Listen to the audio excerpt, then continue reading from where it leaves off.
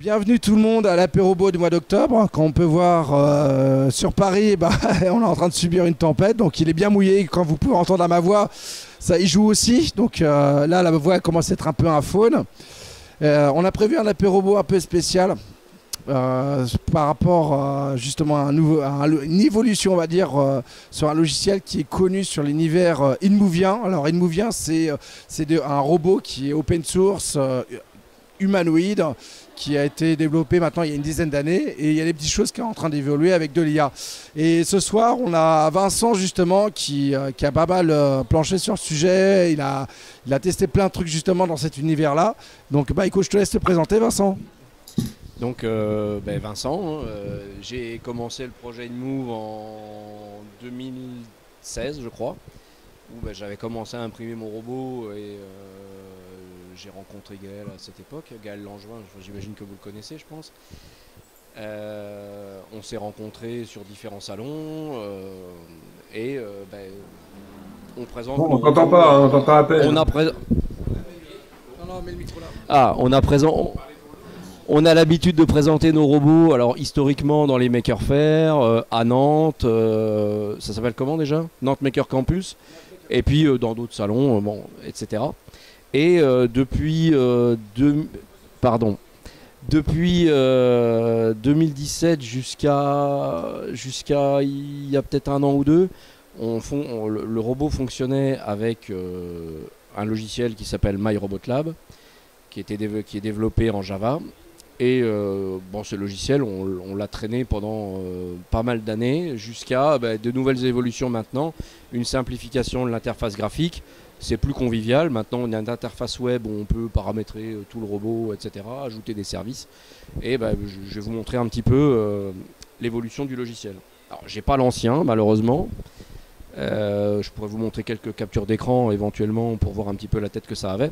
Mais on va se focaliser un petit peu plus sur la nouvelle version. Voilà. C'est bon. Le temps qu'il est en train de lancer les interfaces. Merci Pascal pour le switchage d'écran. Génial. Donc là, on va avoir une petite démonstration de plusieurs éléments, en fait, de plusieurs logiciels. Et justement, aussi, l'objectif de tout ça aussi, c'est l'intégration dans justement MyRobotLab aussi. Donc là, Vincent va nous ouvrir une fenêtre avec le petit logiciel qui tourne comme il faut à l'intérieur. Tu vas commencer par quoi, Vincent? Si jamais j'arrive à retrouver, je vais juste montrer la tête de l'interface avant.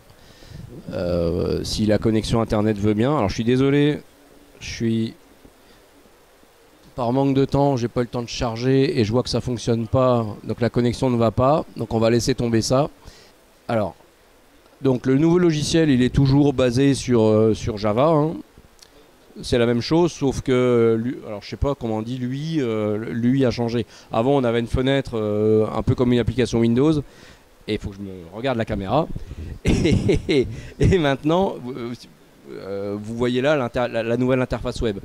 Donc, on va retrouver en introduction, ici pour nous, ce qui me concerne plus particulièrement, le bouton là, InMove. On va commencer à lancer les premiers services de base. Je vais réduire un tout petit peu la fenêtre. Voilà. Et n'ayant pas le robot, ayant juste l'ordinateur du robot sur moi, on va fonctionner sur un mode virtuel. Donc je vais juste choisir la virtualisation. Ici. Voilà. Et donc on voit ici, je peux pas me mettre devant la caméra du coup, hein, je suis désolé, mais il faut que je regarde l'écran. Donc ici, on voit ici différentes icônes, hein, qui vont nous permettre de paramétrer le robot. Donc il y a déjà des scripts en Python qui permettent de définir les limites des servomoteurs. Donc quand même, juste pour résumer, parce que tout le monde ne connaît peut-être pas le robot InMove. Robot InMove, robot imprimé, fabriqué à partir d'une imprimante 3D, actionné par des servomoteurs, piloté par des Arduino, et tout ça est centralisé sur un ordinateur. Alors ça peut être un PC, ça peut être un Raspberry Pi, ça peut être un Mac, hein, parce qu'il y a Bruno qui a un Mac mini dans le dos du robot pour le faire fonctionner. et je me suis perdu. Et j'étais en train de lancer le truc. Voilà, donc de base, on a des scripts en Python, mais via cette nouvelle, on était obligé de coder en dur les paramètres en Python du robot. Là maintenant, on va pouvoir aller directement via des petites icônes, des petits raccourcis, là, faire des paramétrages. Donc là, par exemple, on peut voir si on veut activer les mains, les bras. Alors les jambes c'est factice toujours, hein, ça n'a pas évolué, il n'y a rien dedans. Mais en fait, le robot InMove, c'est un peu un robot en kit. On peut juste imprimer une tête et fonctionner avec ça, ou imprimer une main, un bras, ou imprimer le robot complet. Donc depuis cette interface, on va pouvoir définir quel membre, quelle partie du robot on va vouloir utiliser. On pourra les activer. Ensuite, on va pouvoir paramétrer, parce qu'on peut interagir avec le robot. On va pouvoir activer la reconnaissance vocale. On va pouvoir activer la synthèse vocale aussi également. On pourra choisir quel type de synthèse vocale. Donc en nouveauté, parce qu'on utilisait, enfin moi personnellement, j'utilisais la synthèse vocale sous Windows. J'avais acheté des voix chez... Régis, comment ça s'appelait les voix? À Voxygène, voilà. À l'époque, on avait acheté des voix payantes chez Voxygène qui fonctionnent très bien. Hein. Moi j'avais une copie de la voix de Tom Hanks. Best of Vox, voilà, chez Voxygène. Et ben, c'était Voxygène, mais ils avaient sorti un truc Best of Vox où on pouvait les acheter. On pouvait utiliser ça en TTS sous Windows ou sur des téléphones, etc. Donc là, on a différents services de synthèse vocale. Alors là, je ne le vois pas forcément, mais on peut utiliser de la synthèse vocale par IA.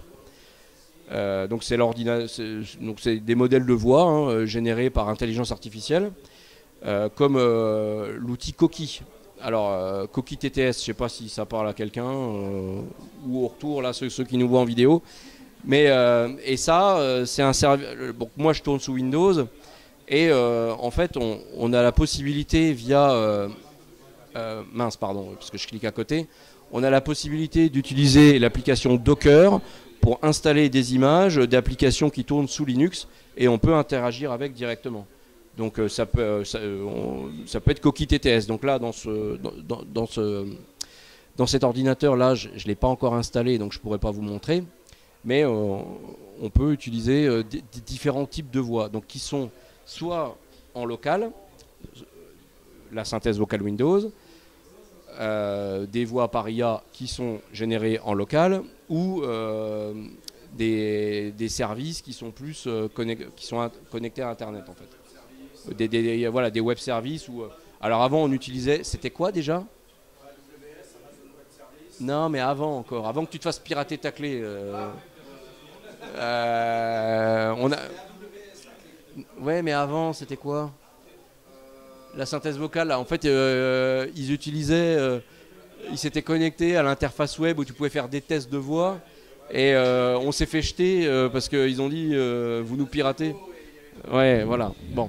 Donc on peut utiliser des voix de synthèse. Alors je vais bouger la fenêtre. Voilà. Ici, qu'est-ce qu'on a là? Donc on peut utiliser la tête. On utilise OpenCV. Donc OpenCV, il va servir à... Alors il sert à plein... Du coup maintenant, il sert à plein de choses que j'ai redécouvert quand j'étais à Makerland à Metz, là, dernièrement. Donc on peut utiliser la reconnaissance des objets. Donc on peut utiliser une version de YOLO assez légère. Il peut faire du head tracking, hein, il peut nous suivre du regard. Donc ça c'est rigolo, mais des fois il y a des bugs parce qu'il se retrouve avec la tête complètement en biais. Ça c'est autre chose. Et attends, YOLO, le suivi du visage. Normalement il est capable aussi de reconnaître les visages. La première initialisation du robot, en fait, on échange avec lui. Alors là, je ne peux pas la faire parce que je l'ai déjà faite, mais à la première initialisation du logiciel, le robot nous demande comment on s'appelle, etc. Et il propose aussi, pour nous reconnaître, de prendre une photo, il mémorise, et à la prochaine fois, il nous reconnaît. Qu'est-ce qu'on a d'autre? Alors, qu'est-ce que c'est que ça? Là, on peut aller ajouter différents périphériques qui fonctionne ou pas. Hein. Il y a des choses qui ne sont pas fonctionnelles encore. Bon, donc le capteur de proximité qui permet au robot de détecter s'il y a quelqu'un à proximité de lui. OpenAI, donc ça normalement c'est pour la caméra Kinect, parce qu'il est possible que le robot est capable normalement de reproduire les mouvements. Hein. Si je lève le bras, il peut le lever. Donc ça, historiquement, il a été beaucoup utilisé pour créer des gestuels pour le robot. Donc je pourrais en montrer une après sur le mode virtuel. Leapmotion, c'est un peu dépassé ça maintenant, Régis. Leapmotion, c'était un petit périphérique qu'on posait sur le bureau et qui permettait de détecter les positions des doigts. Bon, après, il y a les capteurs ultrasons, c'est pareil, c'est de la détection. Et il y en a un autre ici qui s'appelle OAK Daylight. Ça, c'est une caméra c'est ça justement qui ne fonctionne pas encore. C'est une caméra qui permet de faire de la reconnaissance d'objets aussi. Mais l'intérêt de celle-là, c'est qu'elle a aussi deux autres caméras qui permettent de faire de la vision stéréoscopique. Donc qui permettent de situer les objets dans l'espace. Donc on a un objet qui est détecté. Là, j'ai une souris, il détecte une souris. Et si je la mets devant la caméra, il sera capable de me dire cet objet, il est situé à la position X, Y, Z par rapport au point de vue de la caméra. Donc il y a... je vais peut-être fermer tout ça, ça sera plus simple pour moi pour déplacer la fenêtre. Voilà.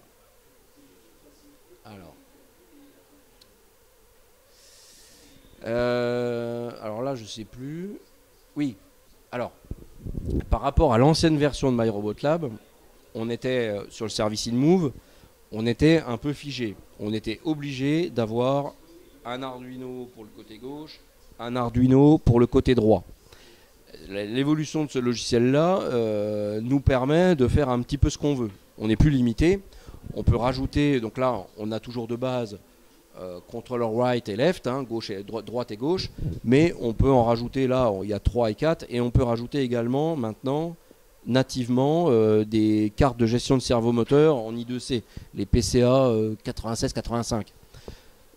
Bon, après, je ne maîtrise pas du tout la suite. Hein. Et la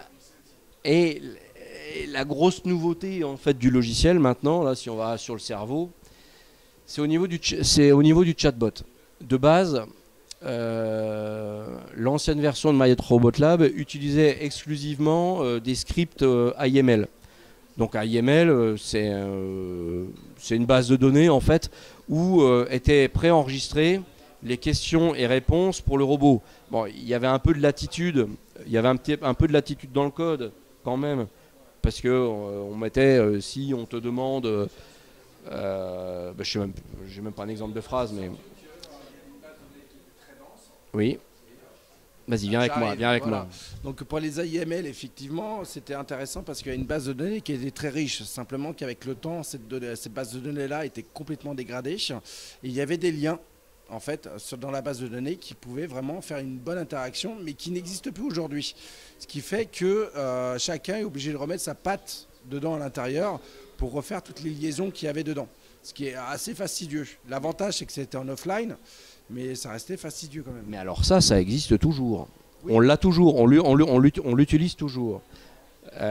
Donc c'est quand même quelque chose qui fait vivre, mais le truc c'est que c'est très scripté.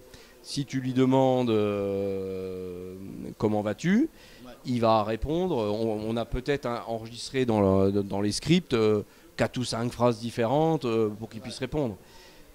Mais le gros changement en fait, c'est que maintenant on peut ajouter ici. Donc là, on voit LLM GPT.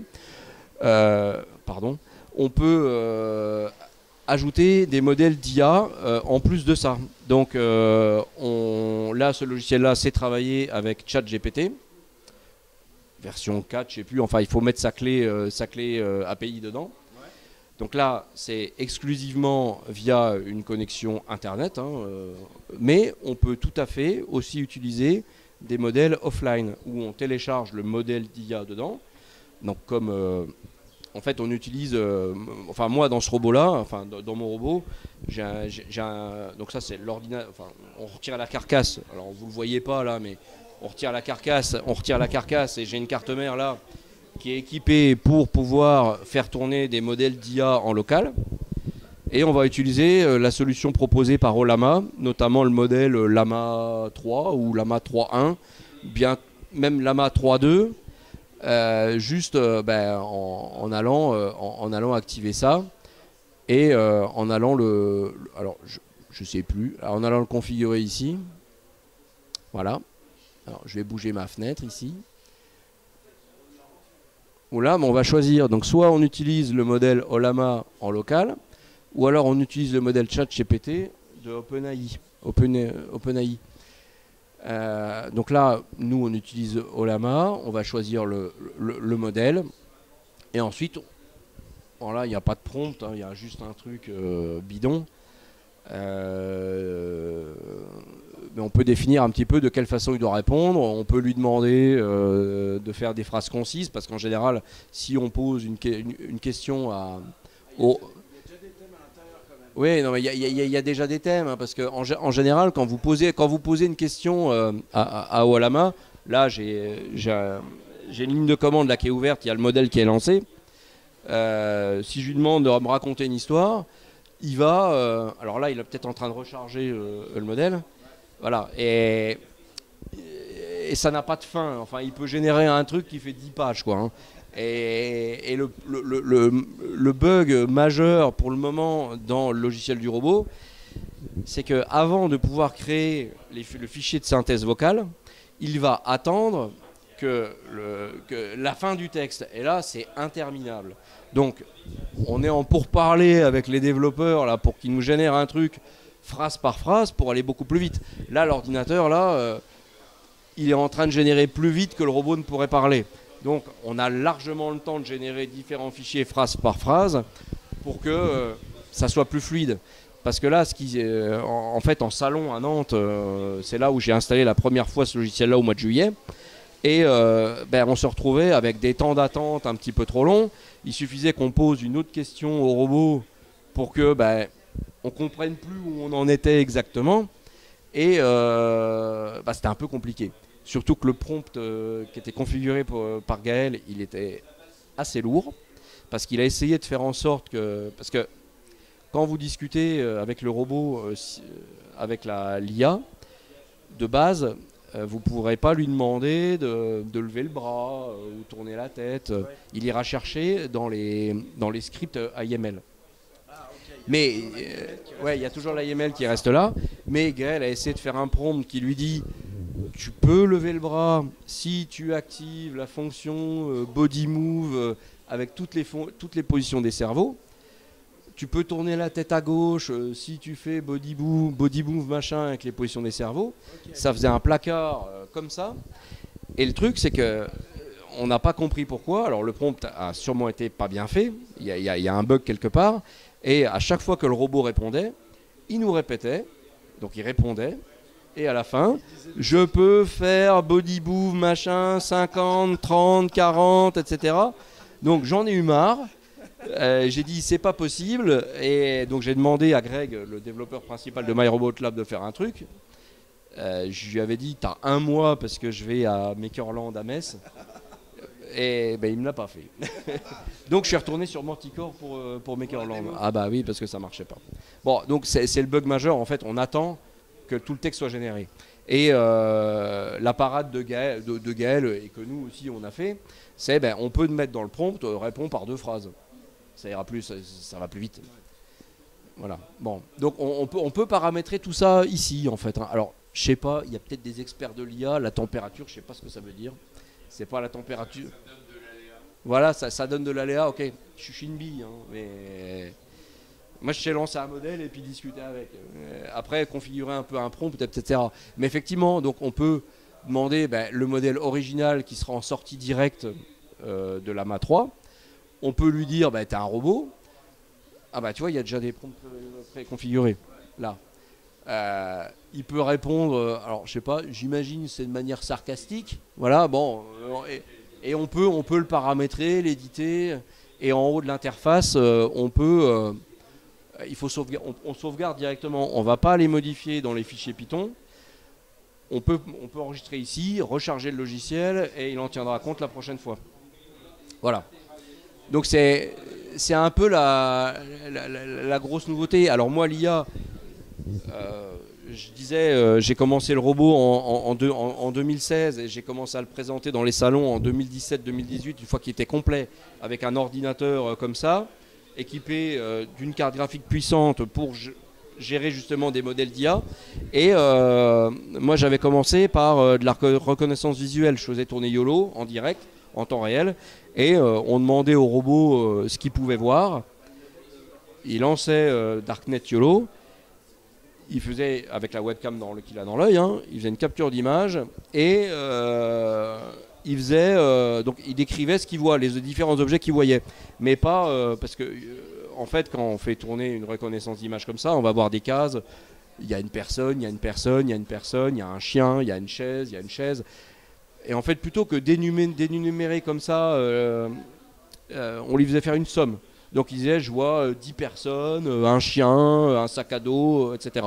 Bon, c'est assez simple, mais ça donnait déjà... En salon, c'était quand même déjà assez impressionnant. Il y avait les gens qui s'amusaient à montrer leurs objets, prenaient un chien, ils mettaient dans la caméra, enfin c'était rigolo, c'était bien. On demandait au robot que vois-tu, il se passait quelques secondes, et hop, on avait le résultat tout de suite.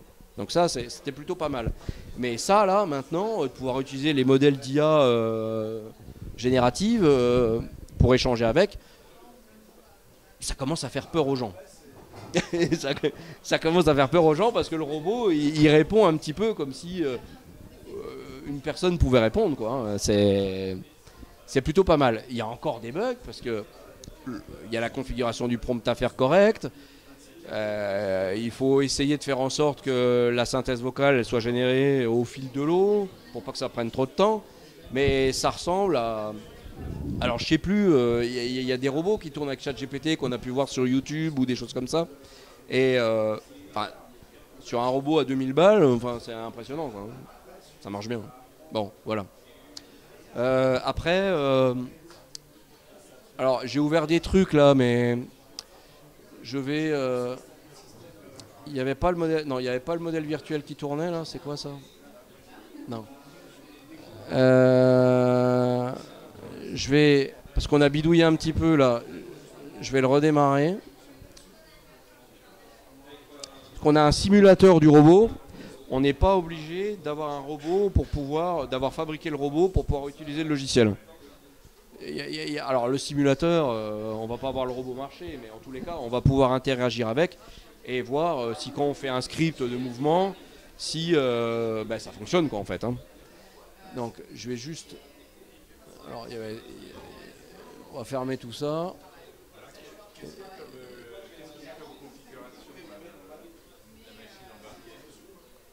Alors, la machine embarquée, c'est un truc qu'on trouve plus. Ouais, c'est ça. Alors, bon, c'est un truc comme ça, là. Bon, là, il est carrossé parce que pour le transport. Mais normalement, la carte mère, la carte mère est dans le dos du robot. La carte mère est dans le dos du robot, donc c'est une carte au format mini STX. Donc c'est une carte qui fait 14 cm par 17 je crois. Et dessus on va retrouver un processeur x86. Donc là alors lui pour le moment, hein, c'est un i3 9100T, donc basse consommation. C'est un 35 watts d'empreinte thermique. Il a 32 Go de RAM, vu que la carte mère est tout petite, le fabricant a mis des barrettes mémoire de PC portable, donc des SODIMM, elles sont toutes petites, et dedans il y a un GPU Nvidia. Alors moi dedans j'ai donc au format c'est pas soudé, c'est débrochable. Oui. Ah non, tout tient dedans, le boîtier il fait 2 litres. Alors on verra pas, mais si quelqu'un avait un tournevis, je pourrais l'ouvrir. Mais on le trouve plus. Et là, en fait, c'est con. J'avais acheté l'ordinateur en 2018. C'est ASRock qui fabriquait ça.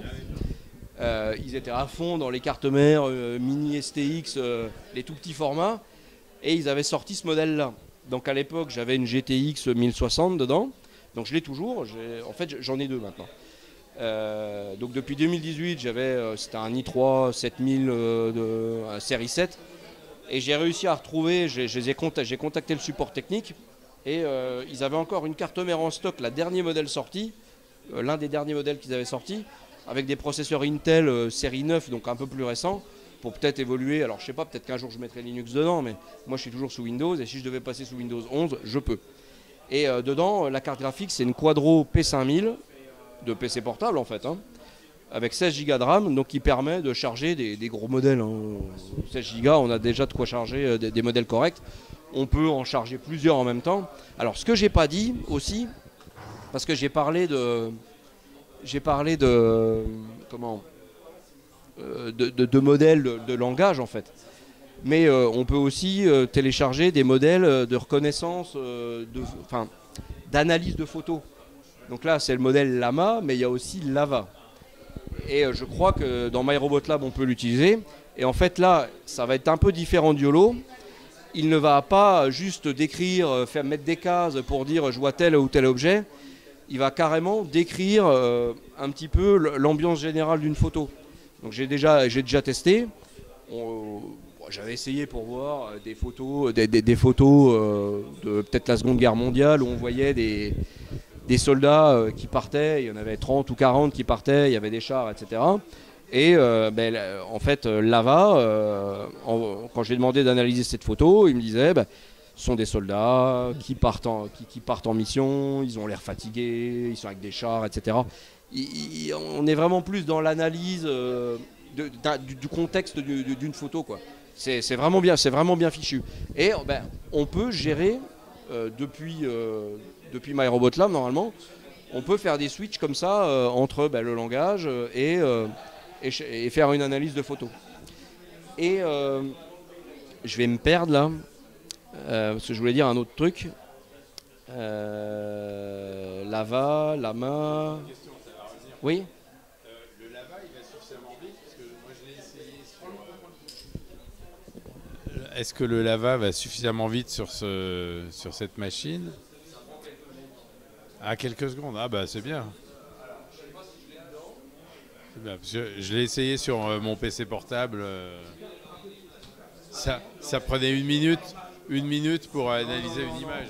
Non, mais après, tout dépend de ce qu'il y a dedans.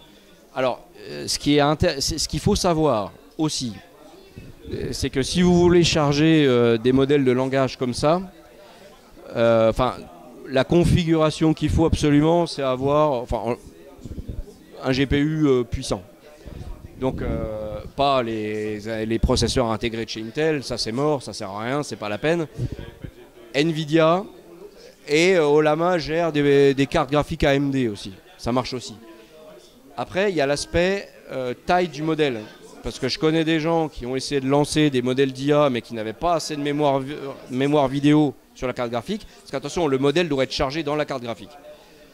Sinon, et en fait quand le modèle est trop gros, par défaut, il va aller utiliser la mémoire RAM du processeur et c'est le processeur qui va travailler. Et c'est là que ça va prendre du temps.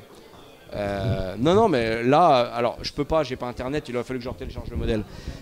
Mais ça prend moins de 10 secondes pour analyser une photo, peut-être 5 secondes. Après, tout dépend du processeur graphique. Là, le mien, il est de 2018 peut-être. Maintenant, les nouvelles cartes, maintenant, ça cartonne. J'ai racheté une carte graphique là il n'y a pas longtemps. Ça va 3 fois plus vite que ça. Mais c'est dans un PC fixe, quoi. Là, adapté au robot, ce genre de matériel-là, enfin, ça va. Ça reste compact, quoi. C'est petit, ça rentre bien dedans. Je suis obligé d'avoir une alimentation 19 volts pour le moment, mais pour quelqu'un qui veut pas aller sur des modèles IA qui sont dans le cloud, etc., sur Internet. Là, un modèle local, vous n'avez aucune info qui sort, ça reste chez vous, quoi. Voilà. Je sais plus, j'avais un autre truc à dire, mais j'ai perdu le fil. Mais non, attends. Ah bah ça y est, il a retrouvé le fil d'un coup. Mais non, mais j'étais censé relancer Nixie. Alors voilà, c'était juste pour vous montrer. Alors le retour là, attends, je vais juste réduire ça.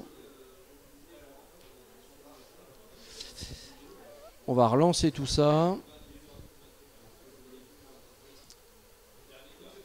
en virtuel. Il faut que j'attende. Il l'a gardé.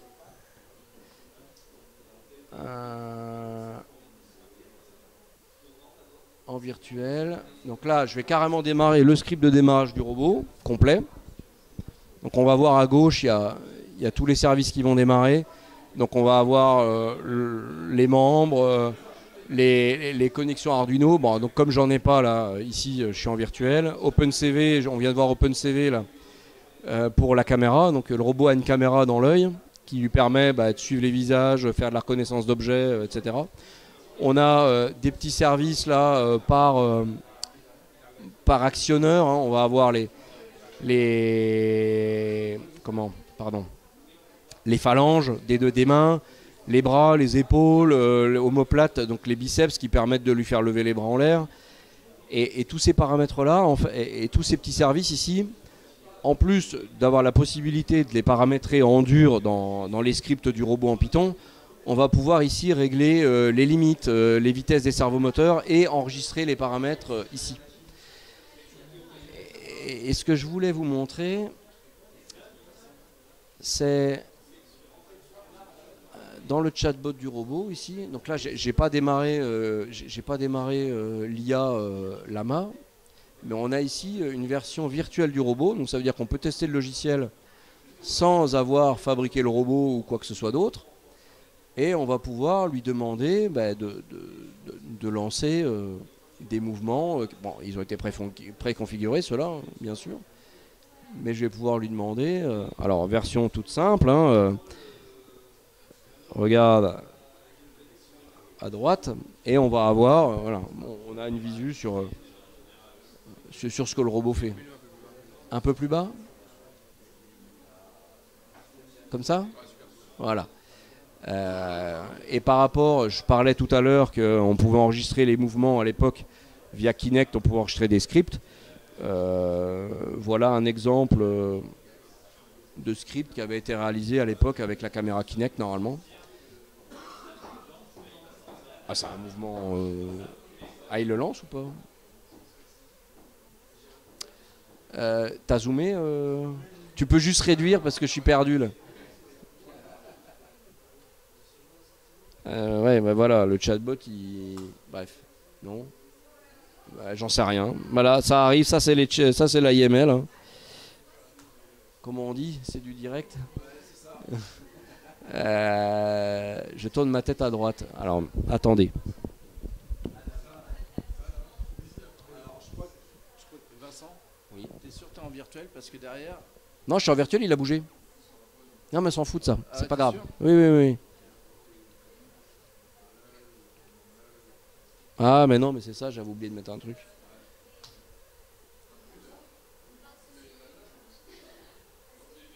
Ah bah je suis désolé, mais il a planté. Si je suis en virtuel, je dis tourne la tête, regarde à droite, il avait tourné la tête. Ah, mais là, il veut plus. Eh, mais là... Non, le chatbot est planté. Attends, on va faire ça. Je suis désolé, c'est du direct.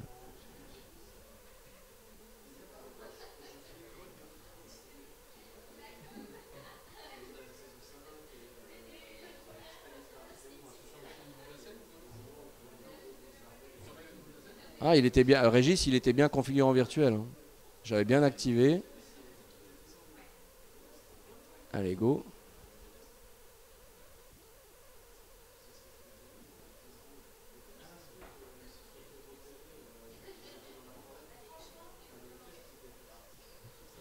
Voilà. Il est en virtuel. Il redémarre.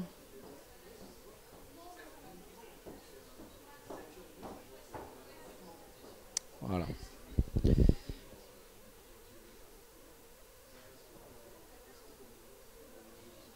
Il est là. Voilà.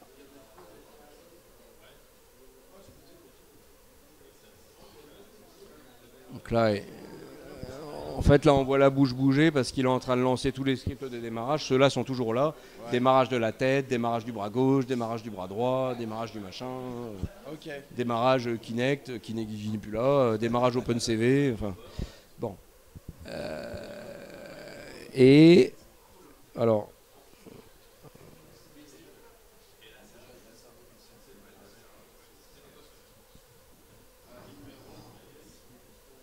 Si c'est pour le planter, c'est pas la peine. Alors, il a fini ou pas? Voilà, ben là ça fonctionne. Voilà, donc ça c'était un mouvement qui a dû être en partie configuré avec Kinect, je pense, par Gaël à l'époque. Donc, seule chose qui bouge hein, sur le modèle virtuel, c'est du bas du torse jusqu'à la tête. Hein. Les jambes, ça ne fonctionne pas. Bon. Un jour peut-être. Un jour peut-être. Bah, je suis passé dans le journal, ils en parlaient. C'est vrai. Oui. Ah, mais est-ce que tu sais comment on programme les mouvements justement? En Python. Mais on a vu la cerveau-mixeur, là, il doit y avoir un truc. Mais je te dirais que n'ayant pas trop touché à ce truc-là. Parce que l'autre fois, j'ai essayé, j'ai essayé avec Gaël, on n'a pas réussi à trouver comment ça marche. Vous n'avez pas réussi? Mais il y a combien de temps? Parce que ça marche peut-être maintenant. Au mois d'août, là, au mois de juillet, Ah bah, c'est que ça marche pas. Parce que, attends, il faut juste que j'arrive à aller dans... C'est où déjà les services? C'est dans Runtime. Et normalement, il doit y avoir un truc cerveau-mixeur ou... Alors oui, ici là, sont tous les services qui existent dans le logiciel. Parce qu'il y en a certains là qui sont démarrés par le robot, mais il y en a beaucoup d'autres. Cerveau mixeur. Alors je t'avouerai que je ne l'ai jamais utilisé. Là. Ah bah. Non. On peut... Attends. Non. Je précise que effectivement, au dernier bar avant la fin du monde, en fait, on n'a pas une connexion internet pour la partie démonstration. Donc, vous inquiétez pas, c'est normal.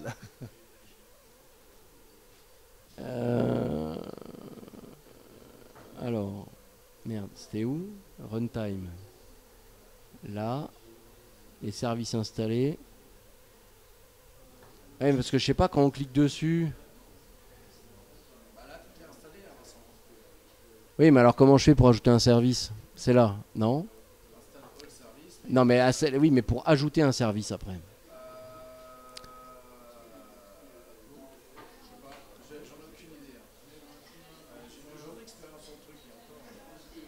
Ouais, moi aussi, donc je saurais pas dire.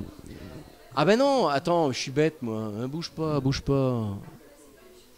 Là. Ici, là. Ils sont ici, Régis. Alors. Oui. Là, il est là. Bah, il est lancé, lui. Donc, normalement, on doit avoir un I1 cerveau mixeur.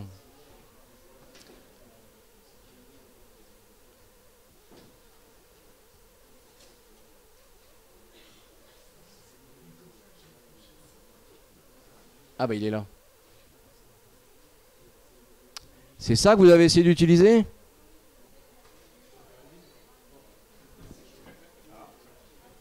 Patrice, oui. Tu es parmi nous? Oui. C'est ça? Et ça fonctionnait pas? On n'a pas essayé longtemps, on a essayé 1 heure. Hein. Il y avait Stéphane et Gaël, on n'a pas réussi. En général, MyRobotLab, il faut 1 mois. Ouais, mais comme je partais, moi, j'ai pas eu le temps de... Je l'ai installé le matin et je suis parti 2 heures, 3 heures après, quoi. Donc, j'ai pas eu le temps. Parce qu'à l'époque, cerveau mixeur, si je dis pas de bêtises, on pouvait, alors j'en sais rien, si je fais ça, ça fait quoi là?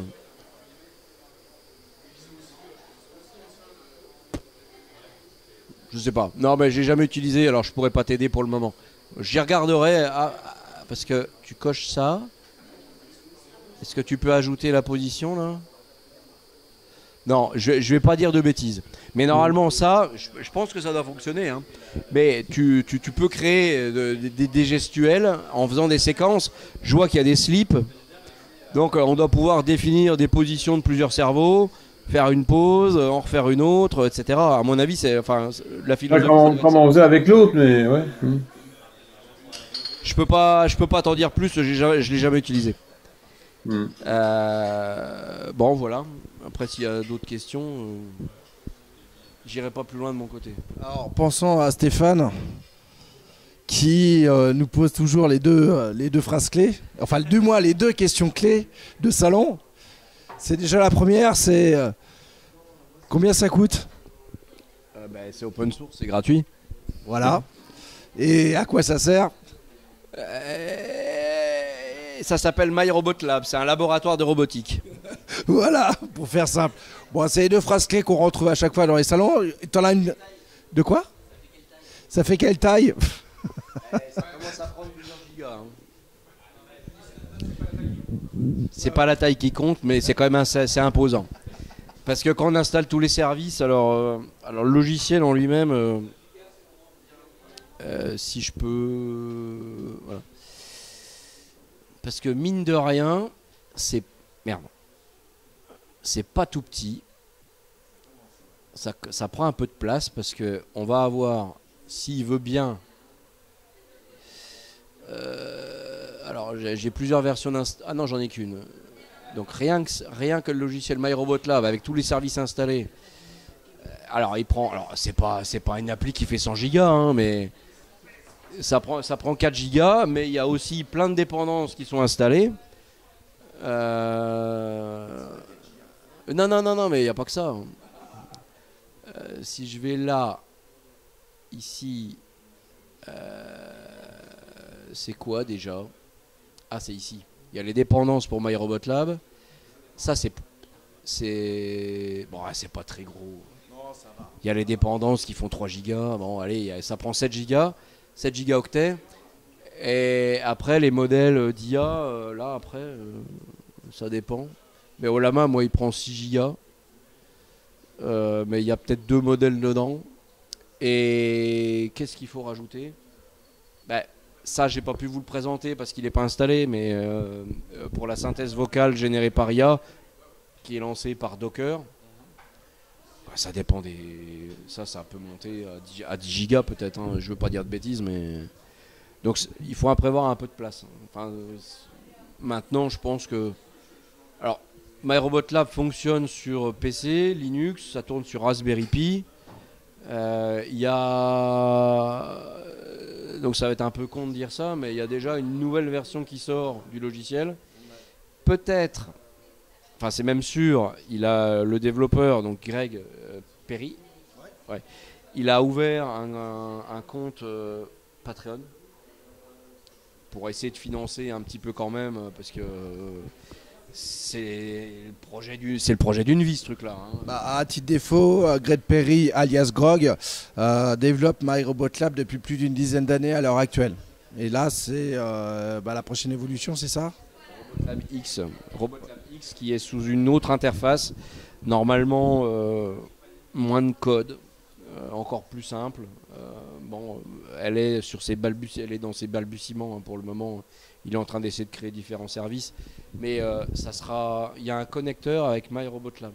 Ah, okay. Enfin, oui. Donc tu peux utiliser MyRobotLab et utiliser, c'est pour une intégration plus simple, justement des services d'IA, enfin tout plein de trucs quoi. J'ai pas le détail, je me souviens plus, mais oui. J'en ai aucune idée, n'ayant installé Linux que 2 fois dans ma vie. Je sais pas. Alors on peut aller voir sur le site myrobotlab.org. Je pense qu'il doit y avoir des tutos peut-être. Pour expliquer sur quelle distri ça peut tourner, etc. Il y a peut-être ça, mais Debian, oui, ça doit tourner. Ce sont des noms qui me parlent, mais non, ça fonctionnera. Faudrait que je me mette un jour à Linux, mais bon. Voilà. Alors Robotlab X, il a un installateur Windows. Enfin, c'est plus. L'idée, c'est que ça soit un peu. Mais il y en a un, oui. Si. Comment ça, il marche plus? Alors, il est plus actif. Erreur 404. Ah, mais c'est peut-être parce qu'il a eu un problème de compilation. Ouais. Donc il l'a enlevé. Donc, donc Robotlab X, il fonctionnera sous Windows, Linux et Mac. Donc Linux, Raspberry Pi aussi. Donc il a ouvert un compte Patreon justement pour ça. Ouais, pour essayer de le subventionner. Alors pour le moment, mais il faut attendre que ça monte un petit peu. Et ceux qui financeront, de ce que j'ai vu sur son compte, auront certainement une influence sur les fonctionnalités qui seront ajoutées. Ok. Voilà, je pense. C'est tout. Putain, mais j'avais un truc, mais j'ai oublié. Bah alors, elle a trop de mémoire. Fin de soirée, enfin, on est dans la soirée, c'est un peu normal, il y a une journée de boulot dans les pattes, c'est un peu normal. Donc, ce que vous pouvez retenir de tout ça, c'est que c'est un logiciel MyRobotLab qui existe depuis maintenant plusieurs années, limite une décennie, on peut dire, à l'heure actuelle, qui effectivement est utilisé pour InMove, mais si vous voulez l'utiliser pour un autre robot, c'est réalisable. Moi, personnellement, je suis dans le sujet, on va dire, par rapport à mes petits robots personnels. On en parlera peut-être plus tard sur un futur appel robot, voir comment adapter sur un autre robot. Parce que là, ça, je vous cache pas, ça fait 2 jours que j'ai installé, on va dire, la version Nixie sur un de mes robots. Donc, pour l'instant, je n'ai pas encore découvert toutes les fonctionnalités. Mais en tout cas, ce qu'on peut en retenir, c'est qu'effectivement, là, on commence à avoir une intégration d'IA à l'intérieur où le robot, justement, peut générer pas mal de choses sans besoin de passer automatiquement sur des fichiers base de données AIML dedans. Ce qui permet d'avoir justement une fluidité en termes de réflexion, discours et autres derrière. Après, à quel niveau, je vous laisse découvrir la suite. Il faut juste s'amuser un petit peu avec MyRobotLab pour voir un petit peu dans l'idée qu'on peut avoir, en sachant qu'on n'est pas obligé d'avoir un robot chez soi. Il y a le simulateur InMove qui est dedans, donc on peut déjà l'installer sur son ordinateur, s'amuser un petit peu avec, voir déjà le comportement qu'il peut avoir. Et si on veut aller plus loin, on s'imprime, on se fait son propre robot. Et après, vous avez de quoi vous amuser. C'est un grand jouet. Trouvé. Ah, ça y est, il a retrouvé la mémoire. C'est une bricole, mais c'est important. Tout à l'heure, je disais que dans le prompt Gaël avait configuré, il avait configuré les fonctions pour dire tu fais ça pour lever le bras et ci et ça. Et c'est ce qui foutait le bazar. Et en fait, maintenant, sur le modèle Lama 3, il y a une fonctionnalité qui parlera peut-être à certaines personnes, c'est Tool. On peut faire des appels de fonctions depuis l'IA directement. Ah oui, d'accord. Ouais, donc du coup, on pourra lancer... l'IA sera capable de gérer des lancements de scripts et autres directement. Okay. Donc il y a Greg qui travaille là-dessus normalement. Okay. Donc ça va changer beaucoup. Ouais, donc ça va être intéressant. Non seulement on aura le verbal, mais si on veut lancer des fonctions sur le robot, un mouvement du robot, ou justement d'activer le tracking, j'en sais rien, de dire regarde-moi, il va se mettre à se regarder justement parce qu'il va appeler justement les scripts derrière. Donc ça commence à être intéressant au niveau interaction. Donc c'est plutôt pas mal. Ouais, et là, la l'IML sera complètement, comme dit Vincent, ça va être factice après. Donc là, on a vraiment un robot nouvelle génération, justement, par rapport à tout ça. Et surtout, le début d'InMove. Voilà, on est vraiment sur quelque chose où là, on a vraiment une évolution majeure, en fait, par rapport à tout ça. Au niveau question, qu'est-ce qu'on a actuellement sur le réseau ?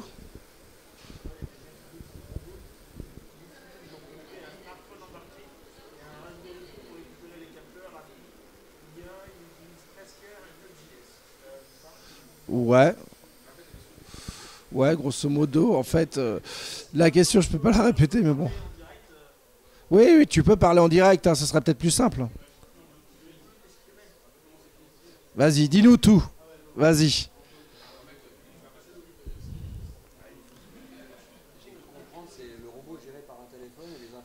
Ouais, il y a plusieurs en fait périphériques en fait qui il y a on va dire. Après voilà. MyRobotLab, oui, c'est t'as l'UC en fait le système central et après les périphériques qui sont autour. Parce que là, il va exploiter plusieurs matériels en fait qui vont peut-être faire des calculs ou autres derrière pour envoyer les infos directement sur le Raspi. Mais bon, alors, est-ce que tu as... Ah, on entend quelque chose. Non, juste. Ah, je sais pas si salut. vous m'entendez. Bonjour. Ouais, bonjour. Juste sur mon Raspberry Pi, en fait, donc j'ai fait un robot qui fait certaines choses en commun avec le vôtre, sauf que le mien, il est sur roue et il n'a pas de bras. Mais, mais, mais comme j'avais des problèmes pour intégrer les IA, etc., sur le Raspberry Pi en embarqué, je suis passé par le smartphone, en fait. Et donc, j'ai mon Arduino qui balance ces trucs sur le Raspberry. Et le Raspberry échange en MQTT avec le smartphone. Et j'ai installé Tosker sur le smartphone qui me permet, en gros, Tosker, ça permet d'ouvrir des applications, de manipuler, de redonner une liberté au smartphone comme si c'était un ordinateur classique. Et l'intérêt, c'est que derrière, il fait une partie du traitement, tout ce qui a besoin d'une horloge précise est sur l'Arduino. Tout ce qui est interaction classique, c'est sur le Node-RED qui est sur le Raspberry.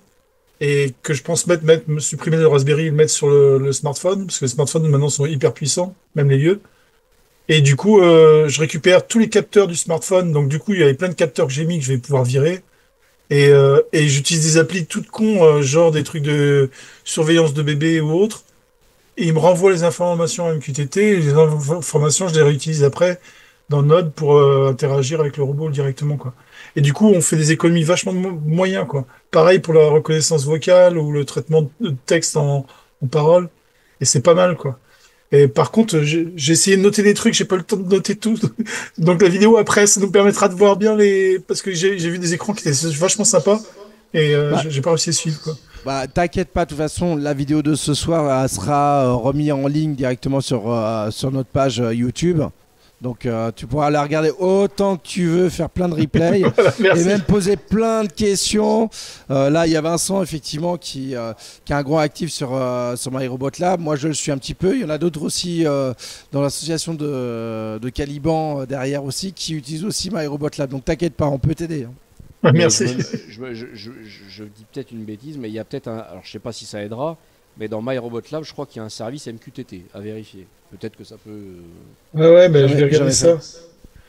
Mais j'ai pas trouvé la porte d'entrée J'ai pas trouvé la porte d'entrée du site MyRobot Lab qui me permet de comprendre les trucs. J'arrive directement du code assez hard.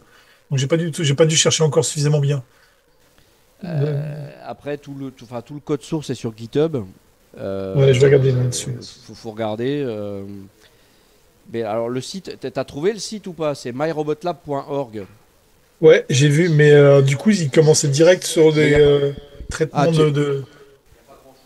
Bah, il y a juste un chat vite fait où ils partagent 2-3 choses. Ah oui, il n'y a plus le chat. Ouais, maintenant, c'est sur Discord.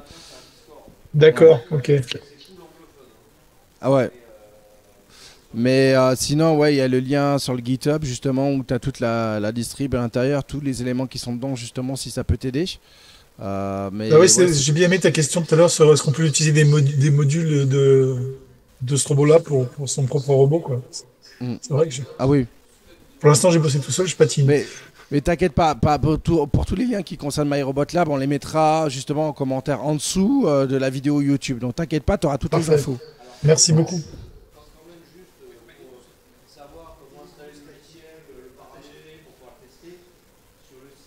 Sans le micro, j'entends pas. Ah, excuse-moi.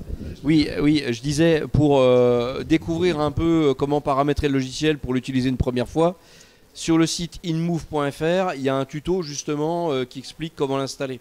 Donc ça peut être intéressant. Ok, d'accord. Voilà. Ok, bah écoute, ouais. Bah écoute, teste-le, amuse-toi. Et puis au contraire, si tu as des questions ou des retours justement dessus, n'hésite pas. Après, il y a pas mal de choses, dessus à connaître et à apprendre. On va dire, c'est un logiciel aujourd'hui qui commence à avoir vraiment quelque chose sous le capot, si on peut dire ça comme ça. Il y a plein de services qui sont intégrés dedans. Puis même après, ouais, il y a le Discord aussi où tu peux poser plein de questions. Et t'inquiète pas, au contraire, il y a du monde qui contribue assez activement et il y a une grosse communauté assez active. Hein. Ouais. Merci Alexandre pour la soirée. N'hésite pas. D'ailleurs, j'en profite en même temps en parlant de YouTube. Donc, pareil, hein, si vous aimez les vidéos YouTube qu'on fait par rapport à nos apérobots, n'hésitez pas à mettre des pouces. C'est ça. Ça, on aime bien ça chez nous, les pouces. Merci. Donc voilà. Est-ce qu'on avait d'autres questions en même temps? Oui. Ah, Patrice, le retour. Alors, Patrice. Sur ta version là. Est-ce que tu peux nous montrer Joshua parce qu'il nous fait le dos depuis tout à l'heure? Il fait quoi? Eh ben, on le voit de dos, Joshua. Ah. Il veut pas nous causer? J'ai cassé les bras. Donc, un titre d'information pour ceux qui ne connaissent pas Patrice.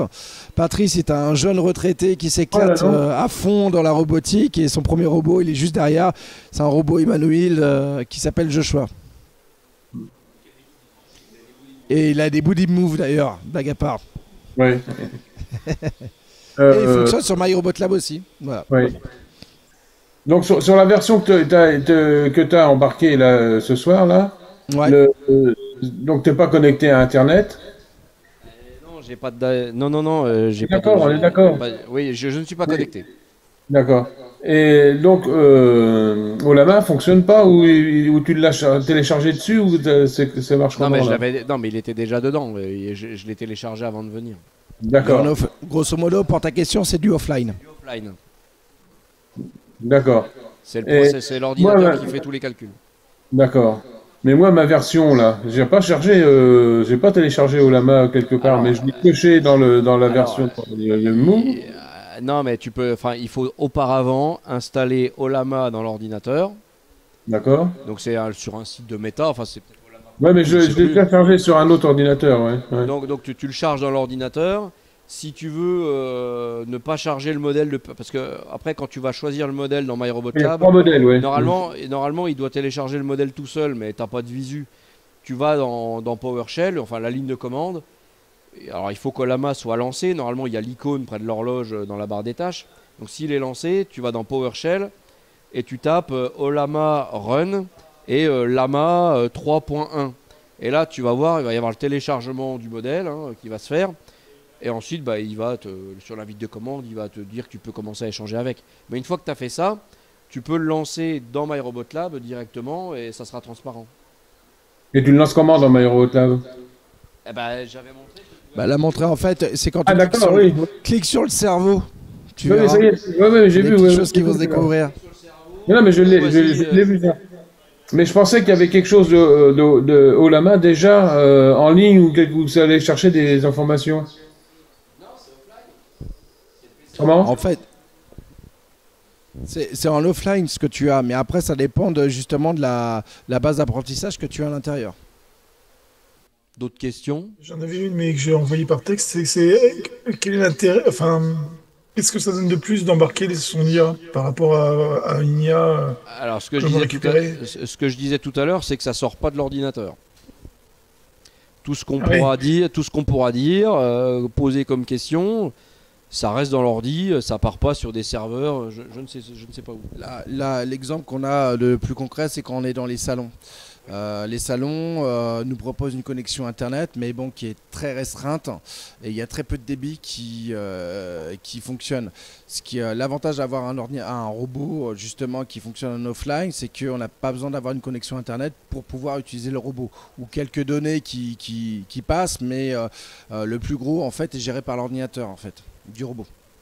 Mais si on utilise justement une liaison qui est sur son smartphone et qu'on échange que des données ça marchera très bien.